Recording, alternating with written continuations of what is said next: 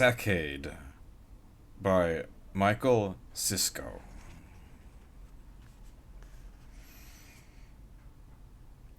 Listen to me. You are blind. You don't think you're blind. I am not speaking metaphorically. You, like most of mankind, are physically blind to certain visual stimuli. Yes, ultraviolet, infrared, these are colors we can't see. But then there is also saccadic blindness. Your eyes are not fixed in a mannequin stare. They are constantly in motion, even, I would say, especially when they are focused on one particular object. Stare at anything, no matter how steadily, how intently, and your eyes will still not quite freeze in place. To look attentively at an object, it is necessary for the eyes to make countless little adjustments. The name for an adjustment of the position of the eye is saccade. That's how it always is. You eventually came to realize, here in the city's heart, you know nothing, and you're basically happy to, as if you think your own shell of semi-willful ignorance protects you from having to worry about the bugs in the walls, as opposed to the ones which occasionally crawl out of the drain, the man who might be slowly losing his mind behind that door across the way, as opposed to the very obviously crazy guy who capers each morning on the corner of your street. Not to mention whether that cheerfully drunk lady in the unit to your right, who you see fumble with her keys every evening, will doze off one night with a lit cigarette in her hand and burn the whole fucking building down. You're familiar with what they call shaky cam? It refers to a type of cinematography. A handheld camera is employed to give the audience a greater sense of immersion in the scene. The motion of the camera is intended to mimic the motion of the head and eye of a participant or near witness. Watching a film shot in this manner can be disorienting, even nauseating. Perhaps you know what I mean. But why should that be? Look around. Look at my hand. Look at the wall, those pipes. Look at them. The toolbox, the workbench. Well, perhaps a custodian's closet isn't the best place for this experiment, at least not the best lighting, but you see what I mean. As you shifted your eye from one thing to another, from one side of your field of vision to another and then back, and as your eye focused itself on near things and then on more distant things, did you get queasy? Did any of that make you feel sick? Dizzy? Of course not. And yet, if you were to reproduce the same sequence of eye and head motions that you just performed using a camera, the scene as filmed would be instantly recognizable as a shaky cam styled scene, and the viewer might well complain of disorientation or nausea if the sequence were extended long enough. Would you become nauseous if I continued to ask you to look now at this, now at that? What's the difference, then? Why should shaky cam footage be sickening to a viewer whose own vision is constantly shifting its perspective, darting from object to object? The difference is that human beings, and indeed most animals, are you listening? This is important. I'm telling you about something that your brain is doing without your being aware of it. This is scientifically proven fact. Your brain is editing the visual information fed into it by your optic nerve. And the effect of this editing is something technically known as saccadic blindness. That's not psychotic, but saccadic, spelled Saccadic. Basically, your brain suppresses information that comes along the optic nerve whenever the eye makes a saccade. The camera and the optic nerve both register everything that happens within their field of sensitivity, so when you watch the shaky cam footage, you will see the image streaking when the camera moves. Your own vision also streaks whenever your eye makes a saccade, but your brain interrupts the signal to prevent the streak from registering. This is why you are able to look around, to focus now on this object, now on that, without becoming queasy or disoriented. Try it. Look around. You should notice a blip in your vision whenever you transfer your attention from one thing to another. The blip is more pronounced as the movement of the eye becomes greater. Go ahead. Look at my hand, and now look over there at the faucet. You see, you probably noticed a bit of a streak, but did you see how it cut off almost the moment it started? The way the streak didn't carry all the way over from my hand to the faucet. Your vision started to streak, but then suddenly you were looking at the faucet, and you can't recall or visualize clearly what your eyes saw on the way from one object to the other. That's saccadic blindness. Your brain is actively suppressing what your eye sees when it moves. If it didn't, you would be as afflicted by simply looking around your environment as you are watching a shaky cam film. Shaky cam would be your entire life, just as it is mine. So, no, I'm not wearing these sunglasses because I fatuously think they make me look cool, whatever that means, and, well, they are a part of my disguise. They are actually necessary for me, even in here. You see how much I trust you that I can tell you this, even though it means singling me out. I'm telling you directly about a condition that distinguishes me out from something like tens of millions of people. I was struck on the head by a bit of cinder block when I was 13. I'd been passing a construction site. Freak accident, or so they said. There was no brain damage. A miracle, the doctors said. They all said it. But then I lost most of my inborn saccadic blindness. It didn't cease altogether, but it became much weaker and irregular. At times my vision was almost what it had been before the accident, but most of the time I saw the streaking of things. At times there was no suppression at all. I could tell those times because my eyes always felt cold when the blindness was fully suspended. It happened without any obvious cause, every so often, not quite every day. It was weird. Saccadic blindness. It's like the blindness is a kind of warm blanket that would just drop away altogether once in a while. I had to start wearing sunglasses, and I had to train myself to keep my head steady, to close my eyes whenever I turned my head, to try to maintain as much conscious control over my eye movements as possible. You understand, this is like trying to maintain a constant conscious control over your breathing. Otherwise, if I allowed my eyes to swivel around as they had before the accident, I would have become incapacitated almost right away, like the worst motion sickness you ever had. I still take Dramamine every day. I know my affect is weird. I know you've noticed it, but now at least you know the reason. I'm not complaining, though it has been hard, and the accident more or less invalidated me for ordinary life. It also gave me true sight, however intermittently. It may be one of a handful of people on Earth who see everything that happens around them, not just what the eye may focus on. You can't imagine what that's like. You really have no idea what there is to see in the streaks. Even when you can see them with shaky cam, your brain fights the image, which is part of the reason you find it so disorienting. The nausea is part of it too, but that has more to do with your own unconscious aversion to the sights those streaks are threatening to show you, not just the physical effort of focusing the eyes. Didn't you ever wonder why something affecting your eyes would also make you feel like vomiting? Why would your vision have anything to do with your gastrointestinal tract? Food for thought, isn't it? I know you think I'm crazy, and that I've corralled you here to rant at you about my problems. Hear me out altogether to the end, and then report me for a lunatic if you have to. Saccadic blindness is a thing, and I do not have it anymore. It is a scientifically verifiable fact that I can see things you can't see under the usual conditions. If you are willing to examine my evidence, I can show you those things, too. It took me a long time to understand what I'm seeing. I'm thankful that the accident happened when it did. I was just old enough to be able to handle it. Well, I handled it with difficulty. There's a world of pain and fear behind that word, and handling, but I did handle it, and I am handling it, and I can show it to you. Don't think I went to all this trouble just to harangue you. I can show you the evidence. I do have it. Don't worry, I'm not planning on cracking you over the head. A camera can show you everything you need to know once I teach you how to watch and what to look for. And you do need to know this. You need to have the maturity to face what it means and to do the right thing, no matter how frightening all this is. And I know I've frightened you, and I'm sorry if I've had to. When you've seen it, all this will make sense. All of what you've seen, these are precautions you will understand the reason for soon, if you really pay attention and listen with an open mind. Can you do that? No, now. Right now. I'm going to show you some writing samples. Here, do any of these make sense to you? Do you recognize them? Are you looking closely? Or are you just humoring me because you think I'm crazy? Well, perhaps I am crazy, but I'm not wrong. Do you know where these characters are from, these lines?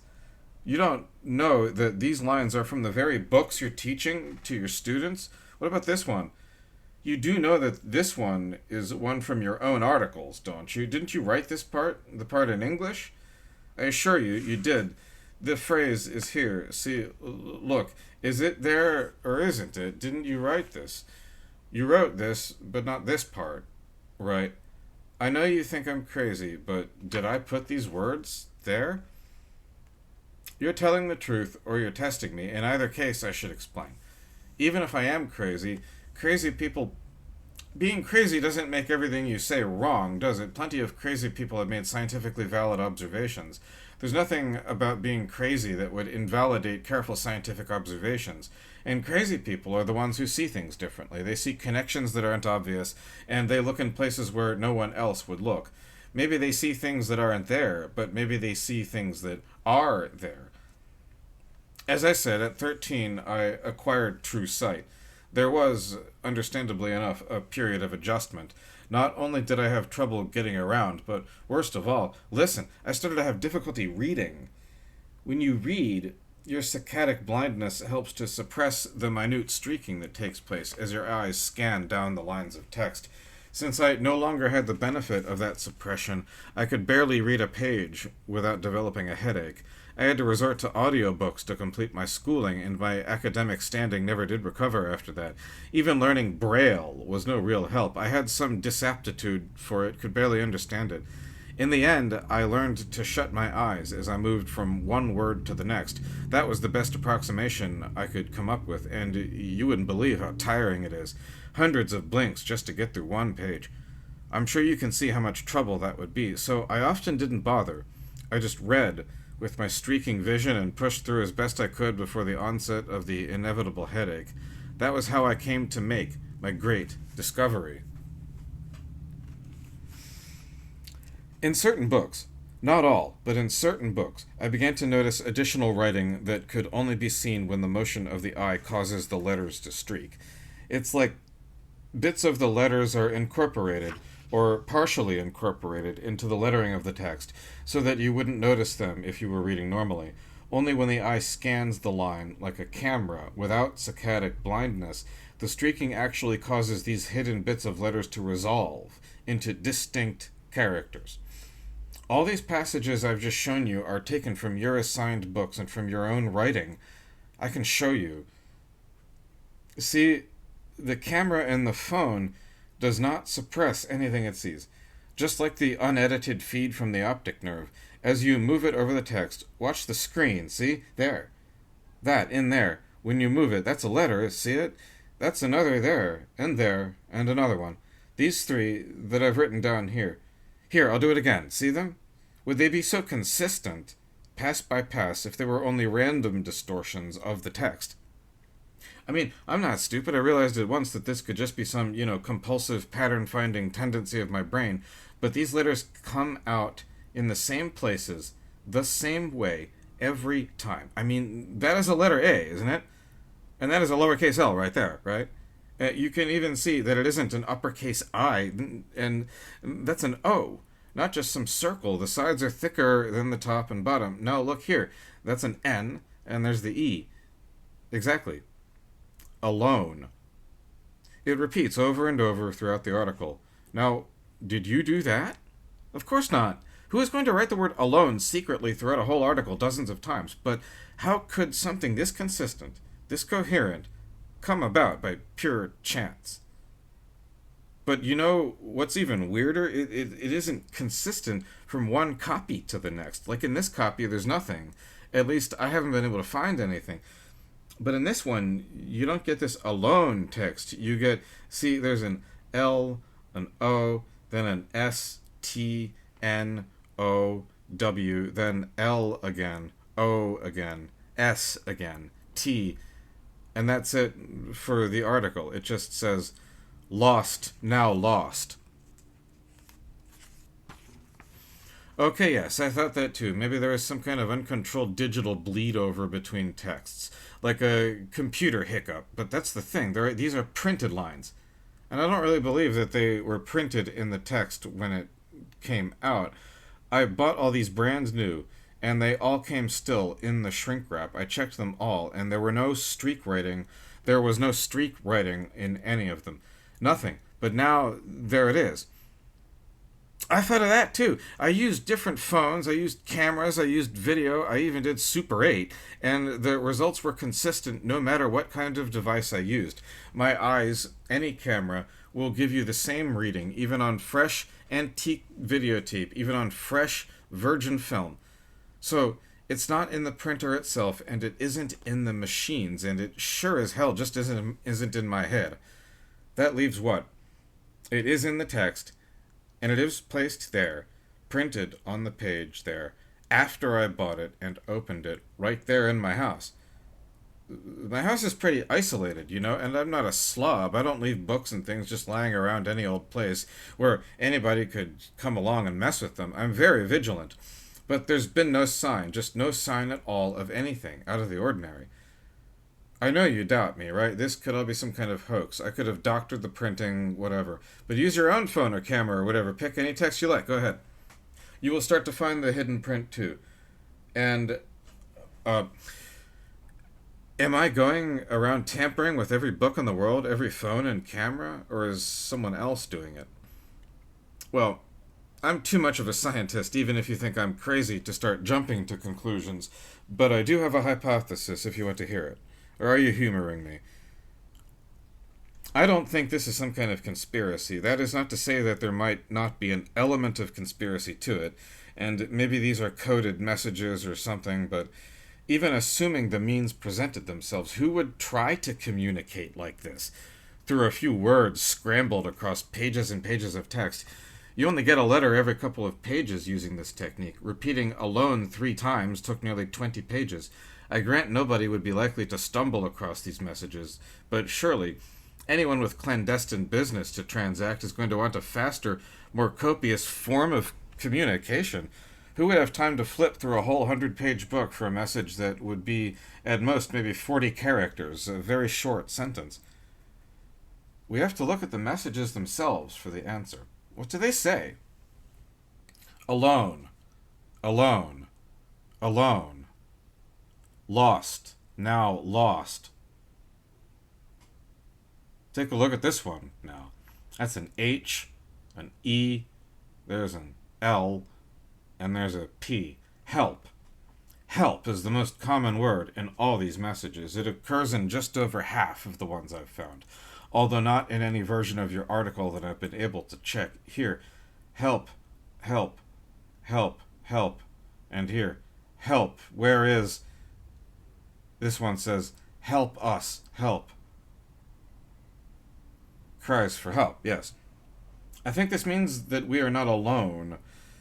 The conclusion is perhaps not inescapable, but really I can't think of a better one.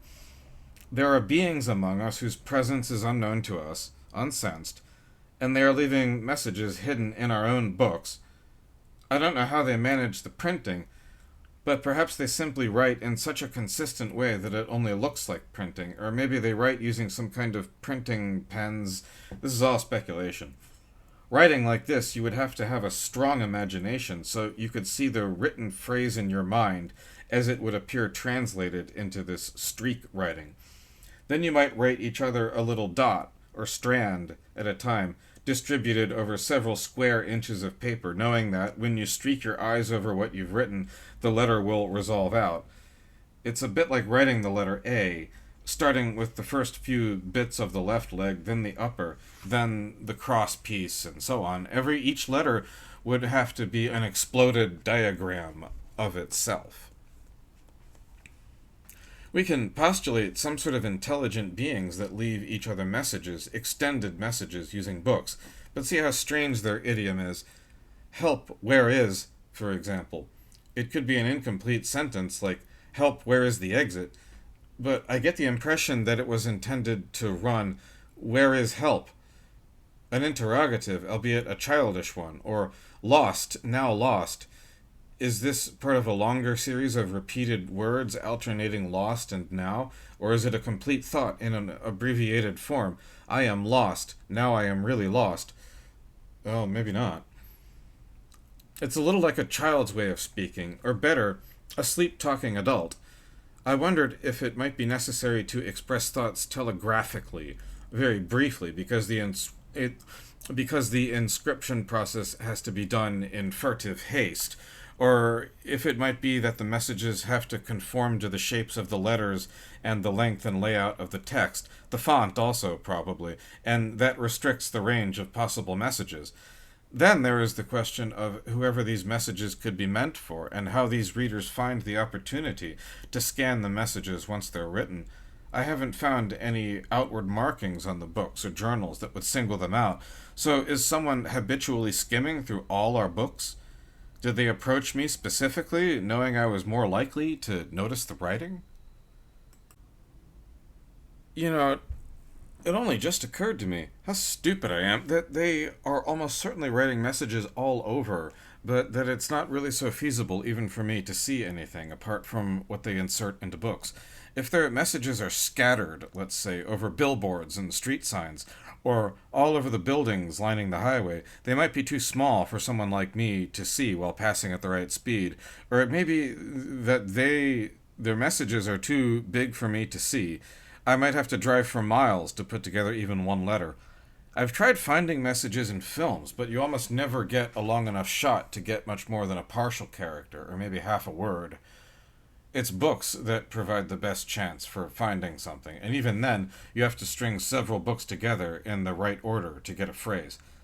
Maybe 20 books to make a sentence of any complexity. They must have some way of marking the books to ensure that they are read in the correct order, but I haven't found anything like that yet. What does it mean, though? That's what I wanted to ask you. I have my theory, and I wanted to ask you about it first. I have the feeling that this is not unrelated to automatic writing or ghost writing. I'm not saying that ghosts are writing messages in books or wherever. I don't think. Actually, I wonder if it isn't somehow the books themselves, the writing. I mean, I know it doesn't make sense, but writing is more than a record, isn't it? It sounds stupid now that I say it aloud, but I can't help feeling that the writing is conscious on its own in some way, or relaying information. I don't know. What do you think?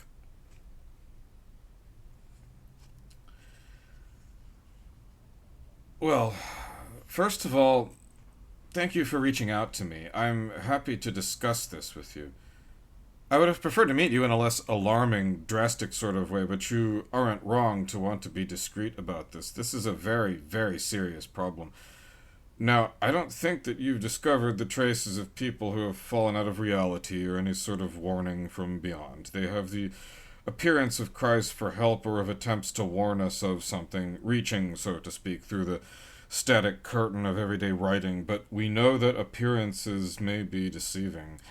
Naturally, being human, it is our impulse to give help when help is asked for, and there is a special horror surrounding the image of someone perishing, calling to someone who can't or won't respond, or perhaps doesn't hear.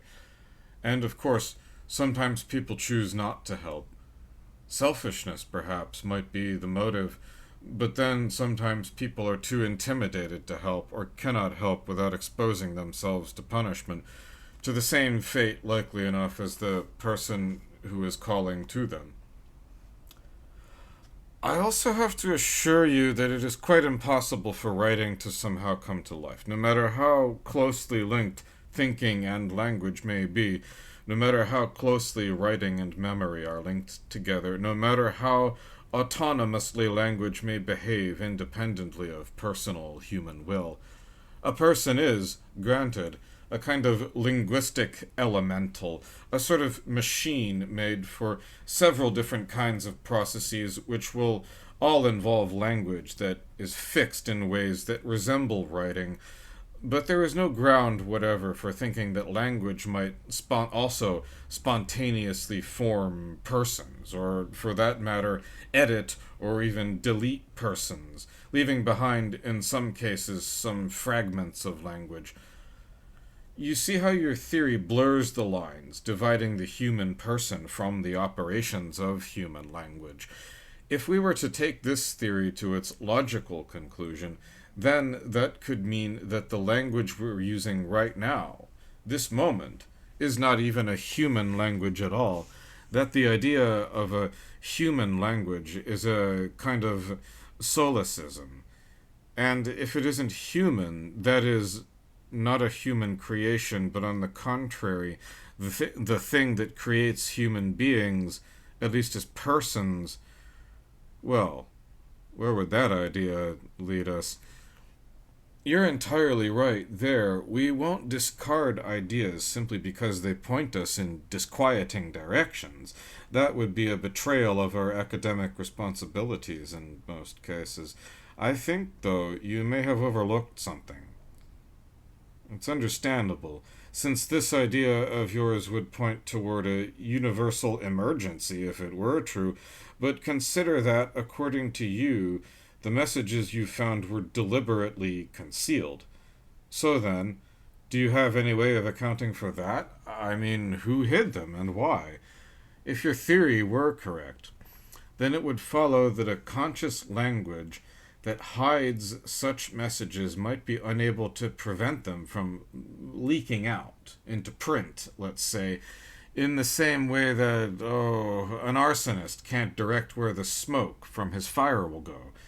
Every act leaves traces behind, even the act of erasing traces. That's physics, you must agree. Are you okay? You look a little peaked. Don't you think you should sit down? There, any better? I'll go get someone in a moment if you need me to. Should I call someone for you? No. Well, I don't know when I'll have another opportunity to talk with you, so if you don't mind, I'd like to finish what I was saying. It won't take long. I want you to understand that I take what you're saying very seriously, and thank you again for bringing it to my attention. You're one of a very, very small number of people who would be likely to discover such messages if all this were true. But you see, if your idea were true, then it would follow that language itself would want to keep its secrets, and so anyone who might make such a discovery as this, which I again assure you is really not what you think it is, but probably just an unusual series of typos or misprints or something. But anyone who might make such a discovery of this type in a universe where your theory is true would be liable to deletion by language. I mean, someone may continue to exist in a sense, or literally in a sensory manner, but without a name, without a being, without any of the fixity that language alone can establish in the discursive construct we call reality, that person is essentially lost. But are you all right? You see, we don't live in that universe, not at all. We can speculate freely about whatever we like, even to the extent of speculating about this particular fact of language, provided that speculating is all we are doing. If we start to believe it, well... So remember that language is not conscious. Just because it has the power to create people doesn't mean that it has the power to delete people. It may feel like that is true. It may seem to be true. You may have what you consider to be very compelling evidence to believe it to be true. You may even experience something of that truth in yourself. A kind of emptying out of the self, maybe, or feeling like you're disappearing. Are you all right? Just so. I'm going to leave you now. I am sorry, but I don't think I can stay with you. That is, I don't want to see you when there is nothing to see. There is nothing to see. I am alone. I've been alone all day. I've spoken to no one. No one has said anything to me. I've always had a tendency to daydream nonsense, pure nonsense, really nothing more than mental static. A way of keeping the pilot light of my drably ordinary mind from going out. I've spoken to no one. I am alone. Alone. I have spoken to no one.